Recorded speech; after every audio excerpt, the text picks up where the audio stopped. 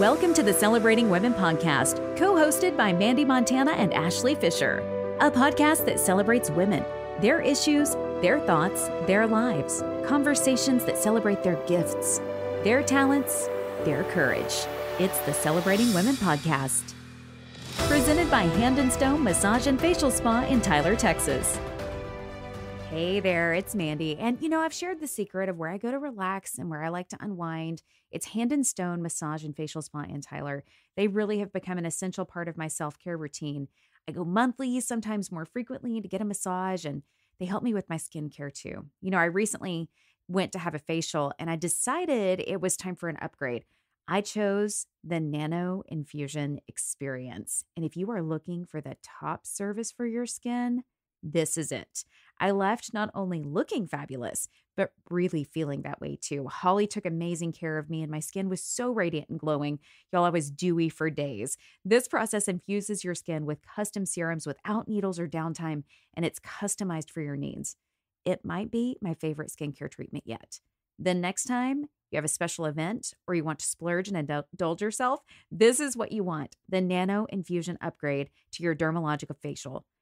Schedule now by visiting Hand & Stone Massage and Facial Spa located in Cumberland Shopping Center in Tyler, or book online at handandstonetyler.com. Welcome back to the Celebrating Women podcast. I'm Mandee Montana. And I'm Ashley Fisher. And today we are here with a sweet friend, Heather Jennings.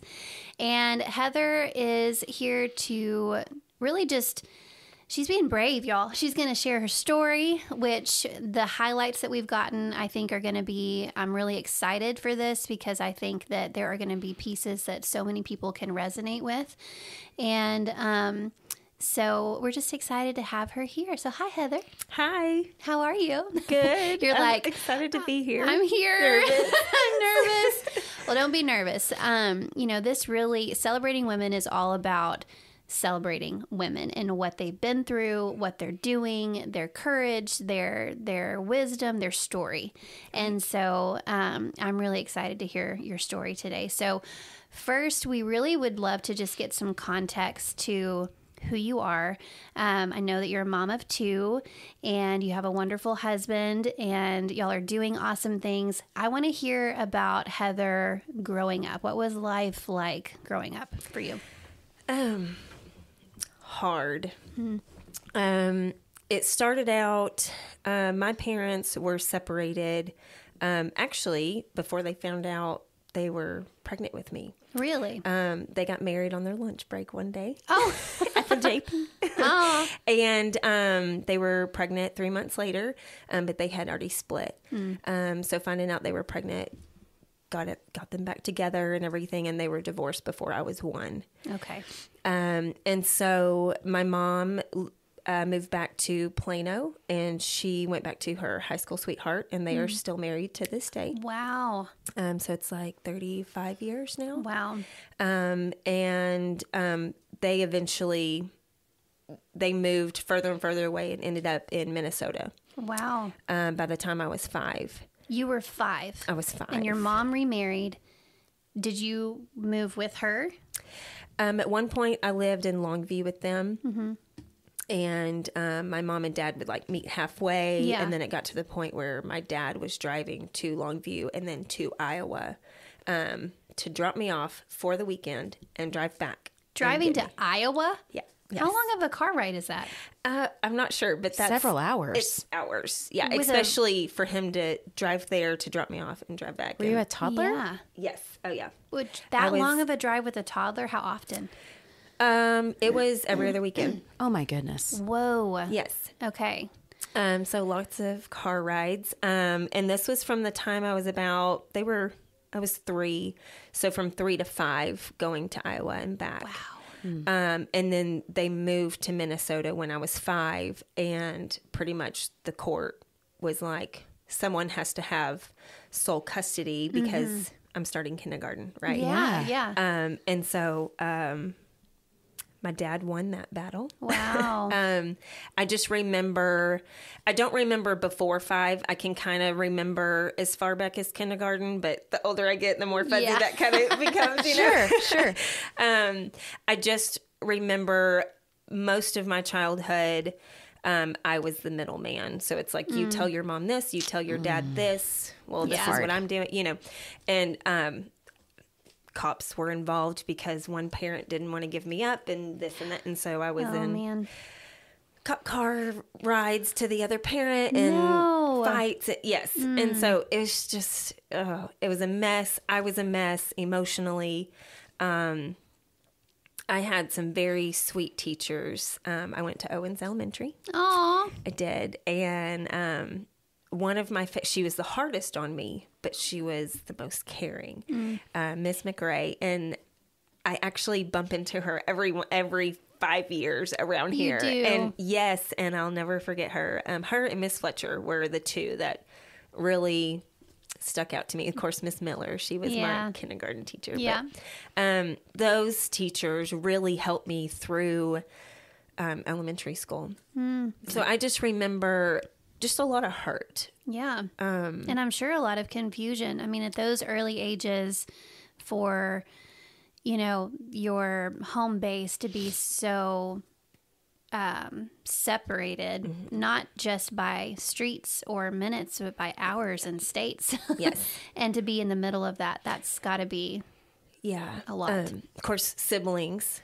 I had have 4 siblings here. Okay. And I have 4 siblings there. Wow. So I'm the oldest of, there's 8. Wow.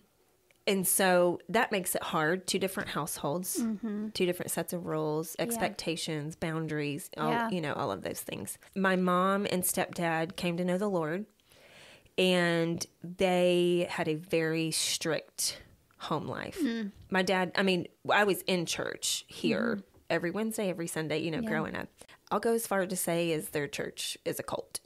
Uh-oh. It was, they were homeschooled, but it was just their little community. Gotcha. And what they said went. So your mom and stepdad, that's where this situation was going on. So the children that she had with your stepdad were homeschooled, and then the church was like ruled the roost kind of a thing? Yes. And so when I was there, I was the guest in the home.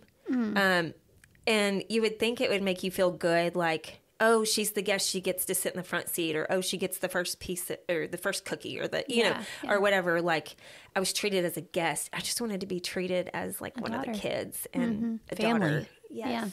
And I always felt like a guest. And when we would go to church, it was, oh, honey, I am praying for you. And I'm sitting here going, Why?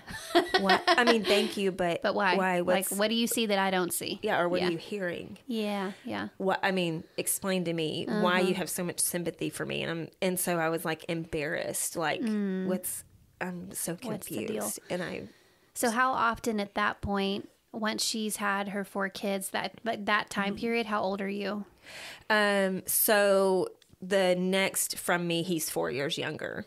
Okay. So they actually had him in Iowa. Okay. Okay. And then it goes down to my youngest one there. She's 22 now. Okay. Yeah. So from the time that you're 8 to teenage years, you're still going back and forth to see mom. How often? So when they moved to Minnesota, I got to go twice a year. I went 1 week at Christmas break. Wow. And I went 1 month in the summer break. To see your mom. Yeah, 5 weeks out of the year. That's wild. Yeah. And so, of course, as a girl, especially going through teenage years, you want your mom. And I had her on this platform because I didn't live with her. And all I ever had in my head was, I just want my mom. I just want my mom. Yeah. And I wanted all these things that I saw my friends have. Right. My dad had multiple girlfriends, multiple marriages.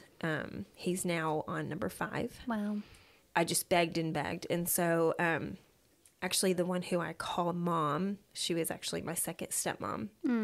Very much, we are very close to this day. They got married when I was 10. And she finally told my dad, like, let her go live with her mom. I don't care what the court papers say. Like, this girl wants her mom. Yeah. And she's making us miserable because she just wants her mom. Like, just let her go. Yeah. So I left at Christmas for the break. And they told me, if you do this, you have to finish out the school year. So for 6 months, it was a 6 months commitment. They boxed up pretty much what I could fit for my room. Wow. Sent it to Minnesota. Wow. And I kid you not, a week later, I was begging to come home. Why? I did not realize what their home life was like. Yes, it was strict and boundaries, but I had some of that here, but not to the extent of what that was. Yeah. Especially the homeschool life. That's Growing up in a different. public school. Yeah. All yeah. my friends are here. All my family's here. Yeah. And I was like, what have I done? Wow. And I was there for 6 months. Did you feel trapped? And I did. Because you didn't have the social interaction with people outside of Yes. the homeschool? Mm-hmm. Yes. And that was a big shock. I'm sure. And so I got very depressed because I'm a people person. I need people. How old were you? I was 7th grade. Oh, no. Oh, no. That's a tough time period. Yes, the worst. But I finally got what I wanted. I got to go live with my mom. And you realized it's not actually what you wanted. No, it's not. And so then, But until you experience it, sometimes you don't know. I had a Yes. similar very long story short. My parents split when I was 9. Okay. Both remarried. I had lived with my mom all this time, Yeah. but I had a similar same. reasoning. I wanted to know what it was like to live with my dad and my stepmom. And from the outside looking in at the time, I thought it was going to be better. But again, I felt like a guest too for a long time because it was every other weekend and stuff. They were much closer. But by maybe it was sophomore, junior year, I think. By my senior year, I moved home with my mom. Yeah. And it was just not what I expected. The Right. expectations, earlier conversation, was not what I expected. Connection to the last be. episode. Yeah. And, Wow. but, I think a lot of people deal with that when their parents are separated. Mandee, that's huge. Yeah. Yeah. Okay. But I think just to validate your emotions and your desire to go there. I Right. think a lot of kids feel that way when they've been split from one parent or another. Right. They want to know what that feels like to be parented by the person who's missing in their life. Right. Yeah. And in my biological mom's defense, I don't think she meant it to be Sure. to treat me like that. It was Yeah. more like a I don't know. She wanted it to be a good experience and happy and perfect Yes. and all the, you know what I mean? She's So- making up for what she, I'm sure, Exactly. realized Yes. was. Yes. And so, and I took it as that for all those years, and it didn't help. My dad was a very hard person to grow up with. Lots of anger, control. There's a lot to that. But like I said, my mom would tell my siblings, like, be on your best behavior. Do not mess up, and I didn't know any of this until it was about 6 years ago. My oldest brother, who is 4 years younger than me up there, he called me and he was like, hey, I know it's been a while, but I just wanted to talk to you. I have a few questions. We ended up having a 4-hour conversation. Yeah. Both of us sobbing pretty much the whole time, talking about like his side and my side. And they were completely different. Wow. Yeah. Except there were a few connections of, okay, I'm not crazy. Okay, I really was feeling what was going on, but nobody would, and he was like, you have no idea what was said. You have no idea what was done. Like the talk, he said the talks we would get on the way to the airport to pick you up were like, do not mess up. Really? And so I had them on this pedestal that they're perfect children. biblical children, family, church. Like, this is what I'm supposed to be as a Christian. And honestly, I'll tell you right now, going through high school, I got saved when I was 10. But going through high school and seeing their lifestyle, it made me be like, I don't know if I want this. I don't want that. They're Yeah. kind of crazy. Yeah. This is a hard, boring life. Like, No, yeah. Yeah. and But I'm like, please come into and the these fold. kids are like, you go anywhere, They can't and breathe. it's like, Wow. And I'm Yeah. sitting here going, well, they're perfect. I didn't realize. They're scared to death. Yeah. And so, Wow. and so this conversation I had with him Was it healing? very, because it was almost like, okay, it makes sense now, because before I'm like, this doesn't make sense. Yeah. And so we are very close. We talk all the time. We each year, at least once a year, him and his family come here, or we go there. That's great. And so we actually met in Branson. Fun. This last summer, just to, because his kids are getting a little older and everything. And by the way, I have 4 girls. Oh, 4 wow. girls. I do. I have 2 older girls. Okay. From my first marriage. Gotcha. Okay. And then my husband, now we've been married 5 years, and we have 2 girls together. Okay. So, yes. You have 4 girls. I do. Wow. Yes. That's amazing. Don't you think it's kind of incredible if you think about this? When you're growing up and all you want is your mom and that relationship that every little girl wants with her mom, and then you turn around and then God blesses you with 4 girls. Yeah. That's pretty incredible. I've thought about that. My mom here, my second stepmom, her name's Cindy, and it was a rocky start, mainly because of me. I didn't want to give her a chance. I didn't want another woman coming in and out, because when you get divorced, my dad's done with you, and I'm made to be done with you and your family and all my aunts, uncles, grandparents, whatever. And same thing. They got divorced when I was 21. And he did the same thing. You should be done with her too. And I'm like, no, not this one. Yeah. It's been 11 years, but 10 to 21, that's like huge. The prime foundational. Growing up. Yeah. And my kids call her Grams, and that she's very much involved, and we're closer than ever. And her whole family is my family. That's who my family is. Yeah. And so anyways, it's been really cool to see how God has given me 4 girls. And hopefully I don't screw it up, because I'm like, it's every mama's there's fear. a lot of drama. And then there's just some things where I'll like Mandee and I were talking about something with my little girl this morning, and there are some things where I'll look at my husband, I'll be like, you know what, I'll pay for her session. That one, I'll pay for that one. It's just part of it. It is. It's part of it. You try your best, and you leave the rest to God to fill up the holes and therapy.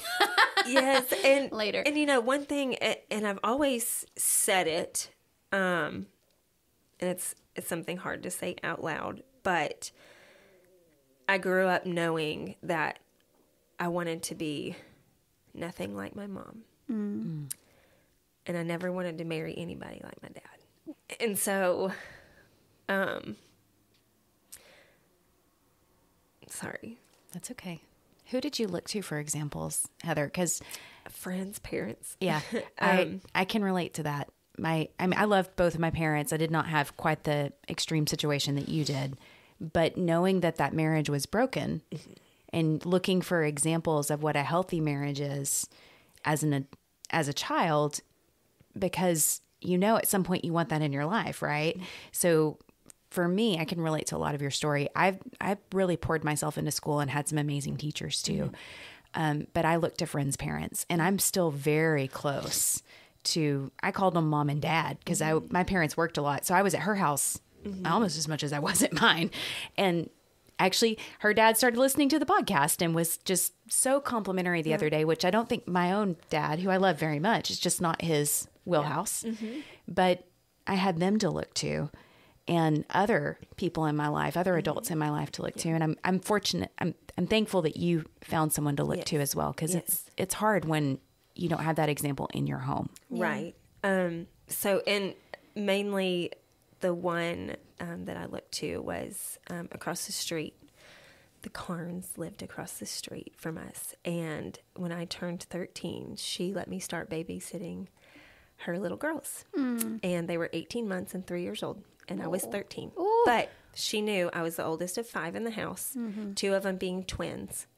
I pretty much, the first 5 years, helped raise them. That's what I did all summer, weekends. Wow.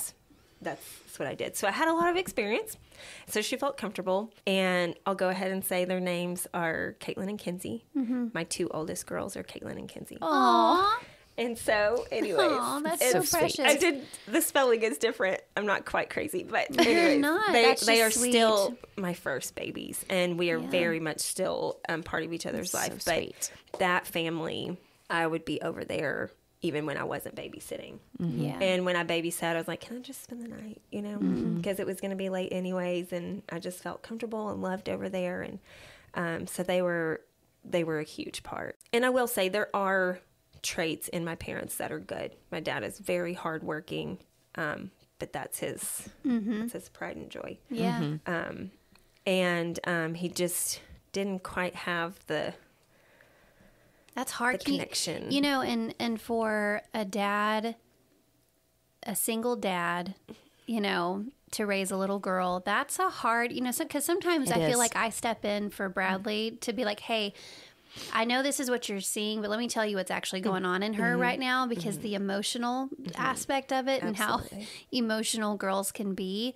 The mom can kind of be the bridge to go, let me help you understand what's going on here. And then dad goes, oh, okay. And it helps them out. If you don't have that, then I'm sure there were, and then if you're already you've got some just, blind spots of your own, like it's just hard for him. And I think that this is where this kind of conversation is so difficult, because I'm sitting here and I'm looking at you and I can see it. You don't want to dishonor anybody or make them look bad, but you need to be able to be honest about what you went through. And I think sometimes, especially in the church, we hear like, honor your parents and all this kind of stuff. Well, you can honor them for being who they are and all that stuff, and be honest. Yeah. You have to be able to be honest about your experiences. You're right. And so I just want to stop for a second and be like, you're doing awesome. Yeah. Because it's such a hard story to tell, because you love the people involved. You want the best for people involved. And you also have a story that has affected you, and it needs to be told, because there are so many people who in their childhood, their physical needs were taken care of.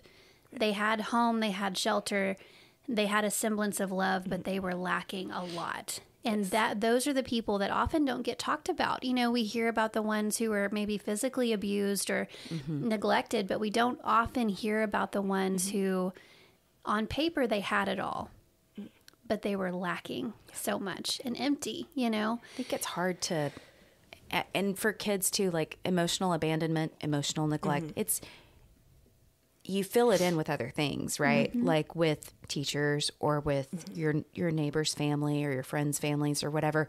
And your parents may lack self-awareness and not realize because they're trying to pay the bills, Yeah, for sure. And I think there's a lot of that. Right. And I think your story is so validating for a lot of people, because I don't think you're alone in your experiences at all.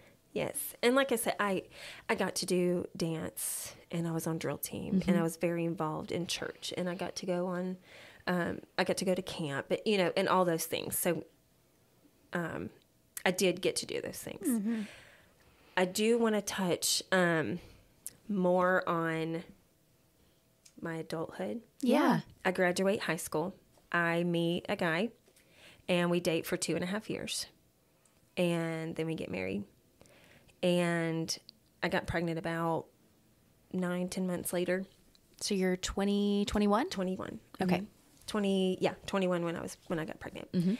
There were so many red flags, but I was so naive. And my dream was to get married, have babies, be a stay-at-home mom, create the nuclear. Is it nuclear? Nuclear family. But I'm sure you're you had to be going, here's my chance for the nuclear family, and I just wanted to here's my life. I'm in control of my life now. I'm not gonna. That's my past. Yeah, that was my parents. That's not me. Yeah. So I'm gonna fix all this. Yeah. Me was the problem. Yeah. I decided I never once prayed for him to be married to, none of that. Yeah. Took it upon myself. And I fell into this deep rabbit hole that just kept tunneling deeper and deeper and deeper, and ended up being a 13-year period. Had my first 2 babies, and so I'm grateful for that. But it was very emotionally abusive, and dare I say sexually abusive. I never thought you could say that when you're married. Yeah. Right? I'm so Please glad talk you about I'm so it. glad you said that. Please, if you to your comfort level, I would love for you to share as much as you can, because this does not get talked about, especially in marriage. In marriage, because it's like, well, you're married, so anything goes, right? Right. No. You're allowed to say no. Yes. Yeah. But women, we're hard. not given. We're not taught that. We're not taught. You have a no in marriage. Yes. And it is not your job to keep your husband. Okay, y'all, listen. I'm getting heated now. Because this is just something that, like, again, I think the world, society has, like, done such a number on. And I'm going to be Even so the bold church. as to say the church has done Some churches. the worst in some ways, Yeah. because Please your husband. Right. it's a need. I'm sorry. If he doesn't get it, he won't die. No. Women have a no. So the word that got used by him and his mom was, I'm supposed to be submissive, because that's what the Bible says. So same Even thing, in and the that got bedroom. thrown at me. Correct. And so I'm a people pleaser, right? Yeah, We've already yeah. established that. And so I didn't say no Hardly very ever. much. But I started getting to where I was because it was becoming uncomfortable, like emotionally uncomfortable. And he would get mad and I would give in. And then it became, towards the end, aggressive to where this is what you're going to do. Dang. I'll spare details, Yeah. but that's pretty much to the point that it got. And one particular night, he shut the door. That happened, and that was the last night I ever spent there. Wow. He went to work the next morning, and I packed up as much possible that would fit in my Tahoe in the house. And your girls are how old at this point? 3 and 6. Ooh, mama. I spent most nights sleeping in the middle of them because I was safe, because he wouldn't harass me if they were asleep, because he didn't want them awake, because then, right? It ruined, yeah. Okay. So I was safe sleeping in the middle of them. And so that's what I did most nights. And so that one particular night happened. My anxiety and panic, it got to the point where I literally passed out and would not wake up. To where when I woke up, he was on the phone with the ambulance and they were on their way because I would not wake up. They got there, they checked me. My husband at the time had walked in the other room, and the paramedic looked at me and he said, "You need to get out of here." Wow. Are you serious? What? He knew nothing. What do you think? Nothing other than... All he had to do was be around. Well, he knew Yeah. your vital signs had told you that you were not Yeah. okay. And there was nothing else that had happened other than all I said was we got into a heated argument. I never even told him about anything else. Yeah. And so I left, packed up everything that I could, moved in with my mom and stepdad. They didn't have room for us at all. We ended up being in one bedroom together, the 3 of us, sleeping in a queen-size bed, because that's what they have to offer, right? I called my dad, who lived in quite a large house by himself, or with his wife at the time. Had 2 or 3 extra rooms, and he told me hell no. Why? Because he doesn't want dirty, sticky fingers in his The house. Yeah. And so that's where our relationship was at the time. Wow. It is better now, but that's where it was. And so my mom and my stepdad brought us in. So you moved from around here? Was this all like Out in Flint? Mm-hmm. So from Flint to where was your mom Down the now? road. Down the road. So she had moved Yeah. back. Oh, yeah. Okay, gotcha. Okay. He called and harassed me and begged me and all the things, right, for 3 months. And stupid me, I went back. Because I decided then I was going to sacrifice my own happiness in life. So I didn't put my kids through what I did, because that was my main goal, right? That wasn't me. Yeah. That's not my life anymore. Yeah. My life is my family's going to stay together. I'm not going to put my kids through a divorce, right? And so I went back, and me and the oldest, we got into a car wreck about 2 months later. Her nose went into the back of the passenger seat. I don't know if she didn't have the shoulder belt, because she was in a booster. Or if it didn't lock, but somehow it slid off, or it wasn't on. I don't know.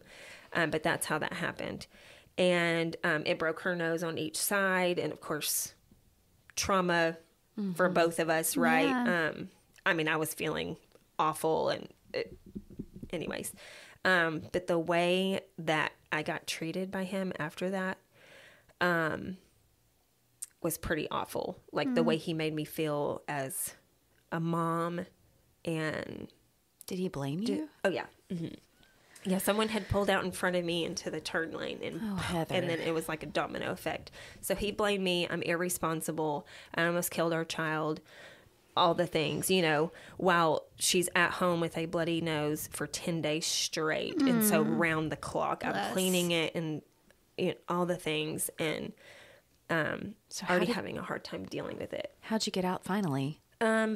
So that time I did the same thing, except I had a cop come escort, and my stepdad and my dad and my brother showed up, and we loaded up as much as we could. And that's when he served papers. That's when this divorce got drug out for a whole year. I got blamed for having multiple affairs, including being a lesbian. Like he said you had affairs and you were a lesbian? Yes, I got blamed for all the things He that just would made make stuff up? Yeah. I was an alcoholic, which anybody that knows me, one margarita, that's it for me. Like, I'm a lightweight, right? But he was just coming up with anything and everything. Yeah. As to why a stay-at-home mom would leave her husband, right? Because that looks bad on him. Yeah. And so it was brutal. When I say brutal, it was bad. I ended up in the hospital over panic attacks. I was like in self-destruct mode, pretty much. Feeling sorry for myself. I dated a few guys that were it wasn't okay. Like I never had been away from my kids, ever. Yeah. And so then when the court's telling me I have to leave them there for a weekend, and he's calling me because they're not letting him brush their hair or brush their teeth, or how do I make their lunch? And so I would go over there, but then he would harass me to like do bath time and all that, and all. Yeah. And I was like, I got to stop doing this, So I ended up having a restraining order and on him, and he put a tracker on my car, and it was just like crazy psycho stuff. Okay. And of course he found out that because I was seeing someone during our divorce. So was I having an affair? Correct. Because technically it was during, the paperwork still said we were married, right? Right. So him knowing my weaknesses, he used that against me of you are having an affair. So he changed the wording that he was filing for divorce under grounds of affair. Infidelity. And I was like, that's not why I left you. I was not seeing someone before, right? Right. And so when it came down to the final thing, I said, I will not sign a paper until that wording is changed. Because the one thing is I don't want my girls to be able to go back and see that that was why I left their dad, because that is not right. Yeah. Right. And so was it technically yes, but that is not why I left. Right. Like I said, I was in self-destruct mode, lots of bad decisions, but my one constant was my kids. During this time right before I got divorced, my mom quit talking to me, cut me off. Your biological mom? My youngest sibling, she turned 18 and she came down here to live with me. Very rebellious stage, going through a whole lot. And she just wanted to get away for a breather. Enrolled her in school. I was helping her save for a car. I got her a job, all that. And she said I was taking her kid away from her. And I'm like, I'm her sister. I'm just helping. Like that, you know? So there's a lot there, but she quit talking to me. Ended up being for 5 years. Wow. Talk about the abandonment feeling, but as an adult. Well, and I'm sure my heart's breaking because I'm thinking about 5-year-old you. Yeah, me too. And I'm thinking about watching your mom move away, states away at 3, not even 5. And then to get through all of that and to be an adult and to be at, again, such a time of need. I need my mom. And I'm just so sorry. Man, that just gets me. Like that had to have been like kind of just trauma all over again. Yeah, because my dad wasn't there. Yeah. Yeah. My mom quit talking to me. She told me I was going to hell if I got divorced also. Yeah, I'm sure that And was I'm like, you just, and nobody, in everybody's defense, they didn't know the extent of it because I didn't say anything until That's it really all came to a head, right? Yeah. Yeah. Because you're scared to say something. Oh, yeah.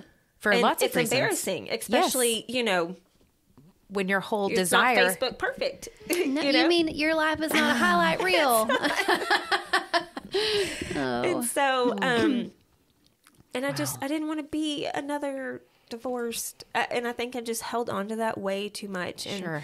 I did, I talked to a pastor one time, actually 2 of them, but one of them, Ron Wells. Yeah. Oh, he baptized me when I he was did. 10. Oh, Yes. he was my pastor when I was little bitty. Me We went too. to Southside when I was a No kid. way. Yeah. Okay. Is Did that y'all? where we know each other? It must be. Okay. Because Well, that's where we went. we went there for a good while. When he left is when we left. Okay. Us too. Okay. Then we went to Colonial Hills. Okay. Yep. Well, there you go. He's Small world. if you ever see Ron Wells, he's a wonderful person, and he looks like Mr. Clean. I love so just soft spoken, and so I went to one session with him. We actually, my ex-husband, we went one time, and then I went another time after. And if anybody knows Ron, they know that he is for marriage. Like, he will help you fight tooth and nail, and it doesn't matter what's been done, what's been said, you can reconcile, like, Yeah. you know. Yeah. His words said, you need to run quick. Wow. And I knew, and not that nobody else's opinion mattered, but when Ron Wells told me that, It kind of gave you the permission you needed. I was like, okay. Yeah. Yeah. And then it was a few weeks later is when all that really came to a head, Wow. and I was like, okay, I'm like done. I'm not safe here anymore. Yeah. Yeah. And one thing that I did forget, it was that night that I was laying in bed with the girls, and I was crying, and Caitlin, my oldest, who, mind you, was 6 at the time, Mommy, why are you crying? Well, I had all the excuses in the world. My tummy hurts. I had a bad day. You know, Mommy's emotional. The mommy answer. The mommy answer. And she looked at me and she said, Daddy makes you cry, doesn't he? They just know. And right then I knew Yeah. I cannot sugarcoat this any longer. Yeah. And her saying that ultimately was like God telling me, it's okay. Like, you're not actually hiding from them. You're not actually... They see it, Yes. and they need you. So why are you still doing They need this? you to be honest about it so that they can be honest about it. Right. Yeah. And what am I sitting here doing? Showing them that this is okay. Yes. You just make excuses. You just shove it in. And then it's like, oh my gosh, what if y'all get married and get in the same situation? Right. And like I said earlier, I never wanted to marry someone like my dad, and I married someone worse. Wow. That happens, though. Like, we tend to marry our dads. I think it's very, very common. And men marry their mothers. Yeah. And Freudian slip. Yeah. And there's something too when we make those vows, the inner vows of I'm never, or, it, I don't know what it is about that. It like asks for that lesson. It does. It's like God's like, no, okay, I need to teach you this lesson. Let me show you. Right. So your divorce gets drug out for a year. It's finally over. And at what point do you meet your redemption? So we met through a mutual friend. And it was very spontaneous. We were at Wasabi here in Tyler eating, and she tells me that this guy's going to come up there. And I was like, no, don't do that. Why? Don't do that to Why me. are you doing that? And she's like, oh, because she worked in the office for a plumbing company, and he's a plumber. And she was like, he's on his way back to at the end of the day, on the way back to the shop, I was like, oh, so he's going to be a mess. I was like, no, this is going to be awkward. Don't do this.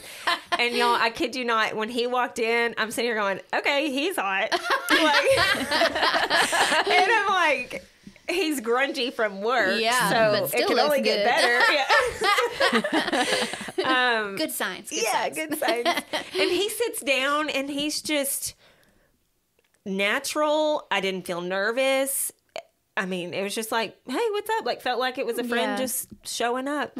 And so he had left, and we were getting our check and everything, and we said bye. I go to my car, and he scared me because he knocked on my passenger window, right? And I cracked it like this. And I was like, I don't trust creeper. the males. Yeah. Understandably so, yeah. Creeping me out right now. And he was like, hey, I was going to see if I could get your number. And I was like, no. And he just spills himself in a matter of 2 minutes. This is who I am. This is what I've done. Some of it wasn't I'm not proud of this. I've been married, this and that, whatever. But I do want kids. And so if you're not interested in having more kids, and I was like, hold on. This was first meeting? Boom. Yeah, and he was like, I gotta respect that. I mean, that's pretty awesome. And so then after that, I was like, he said, so can I have your number now? And I was like, I mean, sure. And then I was like, what did I just do? And so I call her, and I was like, I'm going to kill you. And she was like, why? So I told her everything, and she was like, then why did you give him your number? I'm like, I don't know. Now I've got some creeper guy that has my number, and Yeah. Anyway, so he was persistent. I kind of pushed him away. I had excuses of why I didn't want to meet him, whatever. So we talked on the phone for a few months, texted and talked a lot. And then we finally met. I went to Longview a lot on the weekends. I didn't have the girls because it got me away. It got me out of my parents' house because it was kind of awkward being the third wheel there without my kids. And so I would go stay with her, and we loved going dancing and all that. Well, he met up with us one night and went out dancing. And we had a blast. And that's really just kind of what kicked it off. And let me tell you, it hasn't been perfect. But let me tell you that he was God sent. This man, he has loved me unconditionally. He truly loves me for who I am. And I have never, ever been loved by anybody the way that he has loved me. Yeah.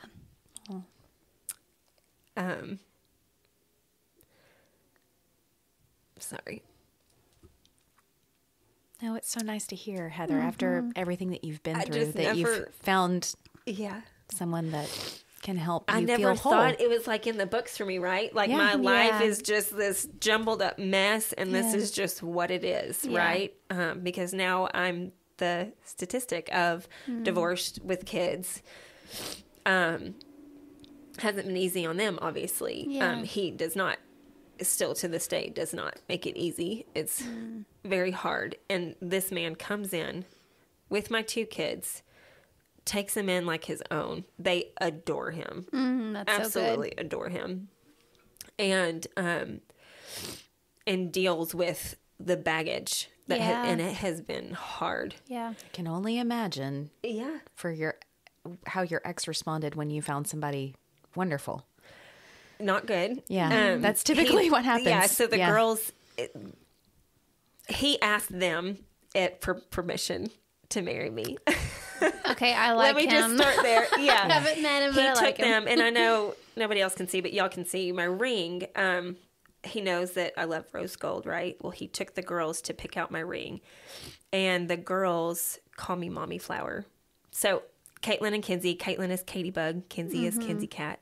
Just kind of a little pet name I've given them. Yeah. Well, they call me Mommy Flower. And so when they went, you can see my ring looks like a flower. It does. Oh, it's so beautiful. Anyways, and so that's just a little bit of who he is. Yeah. Like, just the way, the details, the way he cares for me, loves the girls, and the way that we have grown in our walk with the Lord and our marriage. We've been married 5 years, but really these last like 3 years, has just been overwhelming. And the song, who is it by? Is it Cain? There Was Jesus. I resonate with that song so much because all my life I was in church, and I was a good kid. I had a mouth on me. I backtalked a lot because I'm stubborn and strong-willed, right? But I was, as far as like getting into trouble on all the things, like I was a good kid.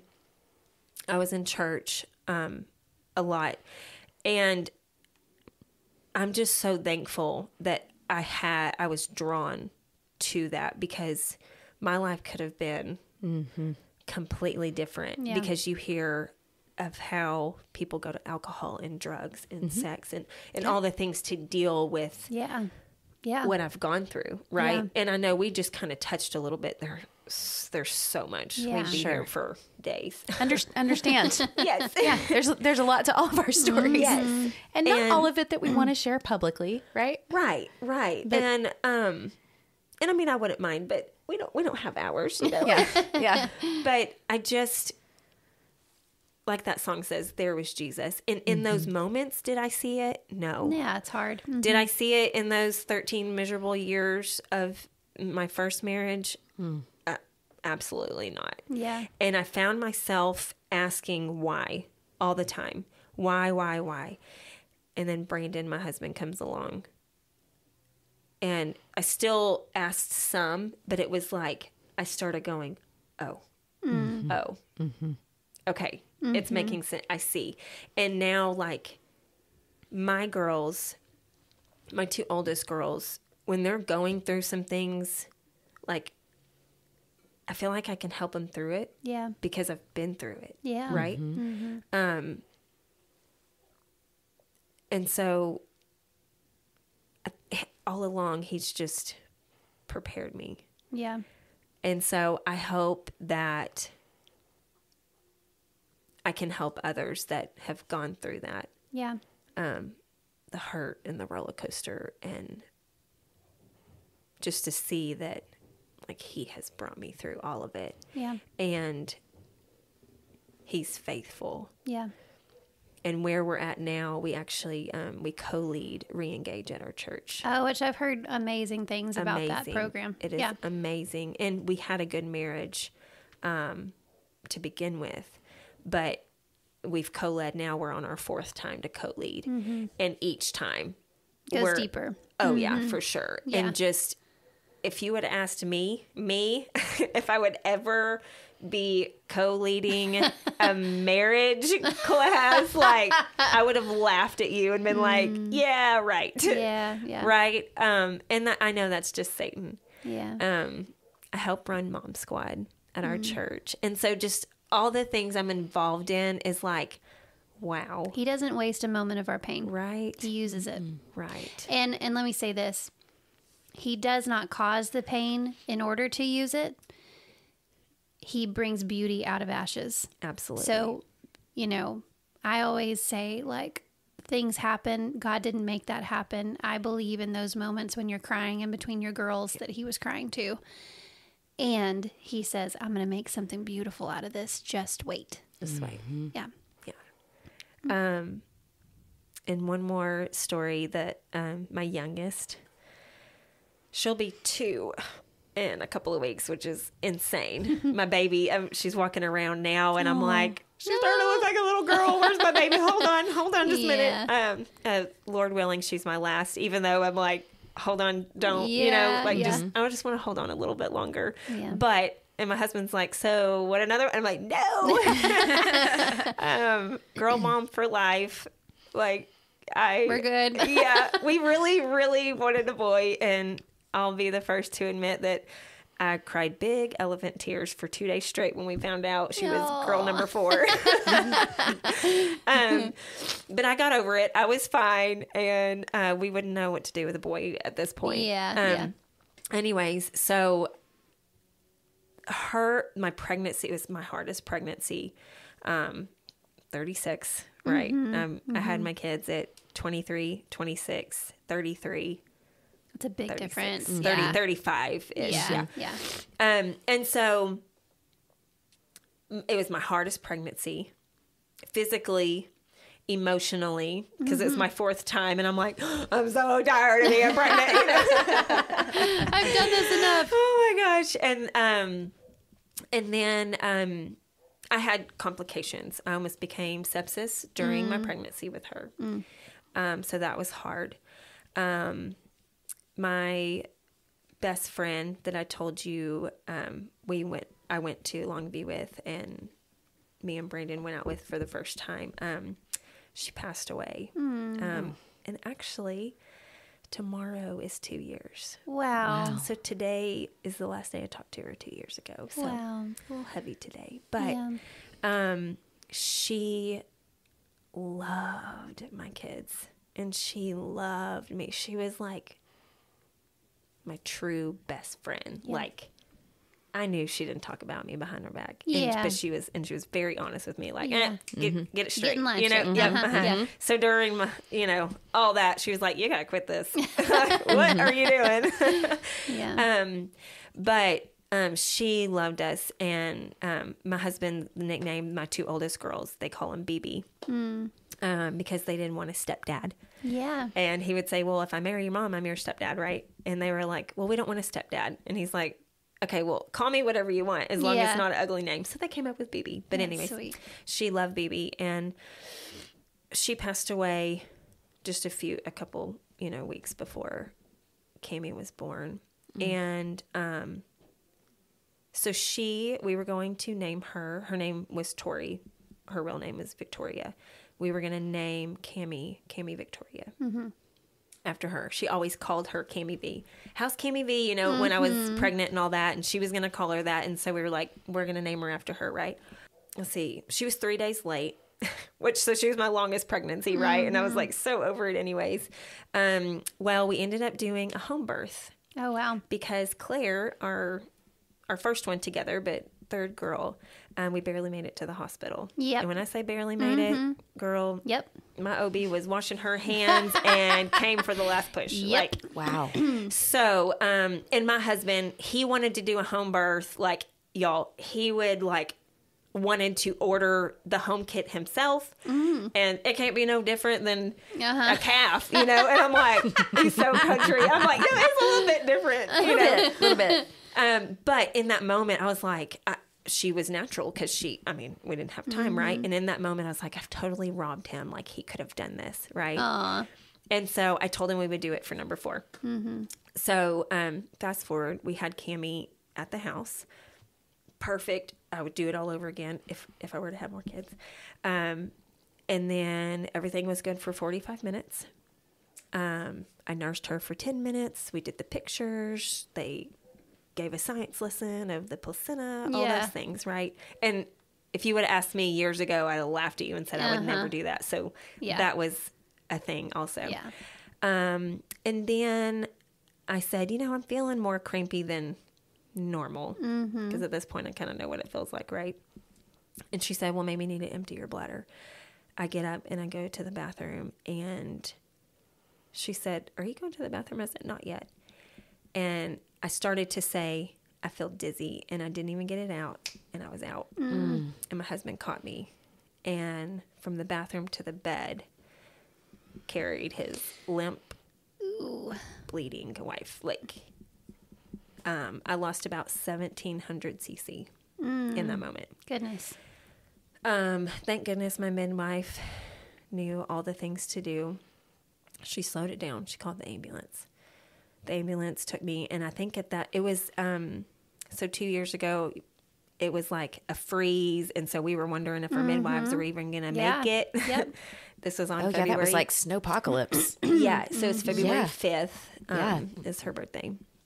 And this is at 11 o'clock at night. Yeah. So, it was it was dark, cold, whatever. And I think it was like probably 15 degrees outside or something like that. It was cold. So they literally get me in my bed sheets.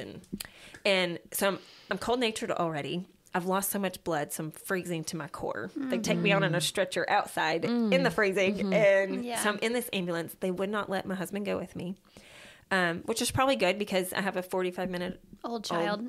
Newborn, right? And a 3-year-old. Thank goodness my mother-in-law, she drove all the way from Rusk because she wanted to be there to help, but also be there for the birth. Thank goodness, because he left her there with... wow. Cammie didn't even have a diaper on at that point. Like, he helped get her swaddled and everything. I was like, okay, Mom, bye. Like, gotta go. And so he followed the ambulance. But let me tell you, in that ambulance, the lady, the paramedic that was back there with me, put every blanket on me because, I was shattered. I was so cold. And that moment will be etched into me for the rest of my life. I will never forget it. I was begging God to not take me yet. Then I had 4 babies and a husband, and I'm finally happy, and I finally love my life, and I just never thought this would be me. Yeah. And I'm like, please, like, don't take me now.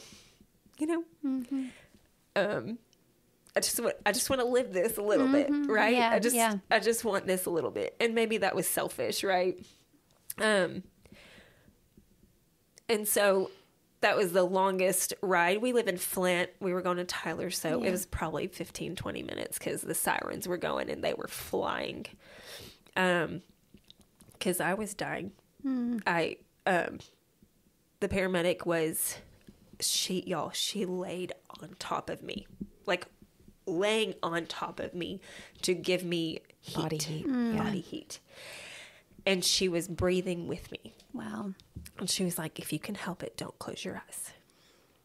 You just need to breathe with me. And she was so calm. It was almost like one of those little voices that calmly talks to you, And that's how she was. Very calm. Just breathe with me. And if I wouldn't, she'd say, okay, breathe with me next time. And it was just, it was the mental, like, don't give up, right? Yeah. And I just kept saying, please don't take me now. Please don't take me now. And I was begging God. And we get to the ER. And that was pretty traumatic. I was begging them just to, like, knock me out because I had had enough. And there was no time for that. The doctor came in and pretty much did a DNC with his hand. Jumped up on top of me on the table. And yeah, that was it. And it was probably 2 or 3 seconds. and I was done. I was passed out from, I mean, obviously just the adrenaline. I mean, just everything, the pain. And so I ended up being admitted at the hospital anyways in postpartum. Right. And so my husband, once I was stable and everything, he left and went and got Cammie and brought her up to the hospital because I was like, where's my baby? Yeah. I just need my baby. And it had been like 3 hours. And he came in, I tell him all the time when I tell the story, looking like Superman, y'all. It was like, because he like walked in and he's got the doona and she's strapped in, she's just dressed. He's got a bow on her head already because he knows.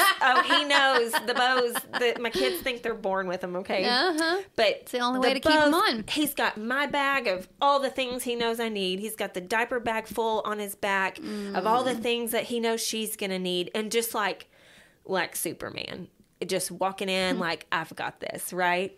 And I was like, I told him, I said, you have never looked sexier. Like, he's like, hold on, woman, you got to rest. I know. And so it was the next day he walked down to the cafeteria holding her, and he got stopped 5 times because he's holding this newborn and she was not a patient. And he's like, yeah, I probably should do that again. Yeah.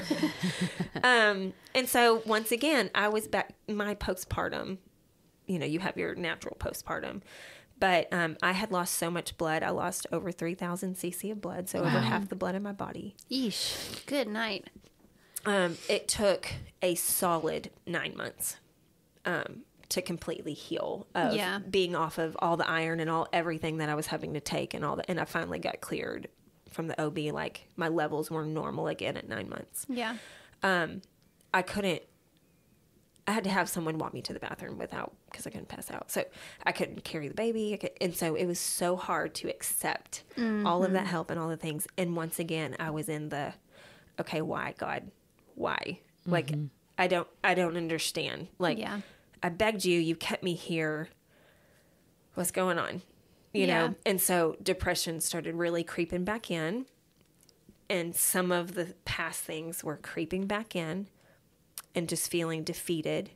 My mom's not there. Just all the things. Started feeling sorry for myself again. And then I remember very vividly one day, he told me, just be still. And because I'm a busybody, especially with the kids and all the things and everything. And I fill my calendar full. And I don't even really do it on purpose, but so maybe I do it on purpose. I don't know, unconsciously. But anyways, just to slow down and be still and be in the moment and be intentional. And so intentional has been my thing the last 2 years. My word the last 2 years is just being intentional. And are we still busy? Yes. But being intentional with my kids and with my husband and just with my walk with God and in my life. Yeah. And so that's why. Yeah. I love it. It's beautiful. I mean, a lot of hard, but then a lot of just beautiful redemption here, really just in the last 5 years. I mean, that's amazing. So what would you say is if you could do like a one line, here's what I want people to know from my story, what would that be? I just want God to have all the glory. Yeah. I just want people to see Jesus in my story from start to finish, even when I couldn't see him. That's beautiful, Heather. Thank you so much for being here, being vulnerable and open to share your story. This is why we do what we do. We love it. So thank you so much. Well, thank you for having me. Yeah. The Celebrating Women podcast wants to hear from you. Email us a voice message to celebratingwomenpodcast@gmail.com.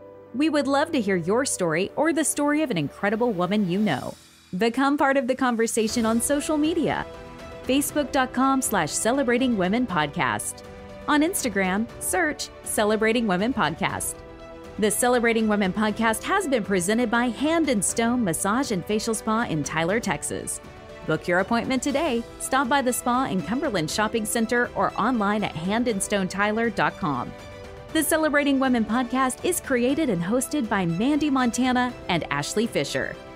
Support the show for as little as $3 per month at celebratingwomenpodcast.buzzsprout.com or visit our show notes. Thank you for listening, and don't forget to subscribe to the Celebrating Women podcast.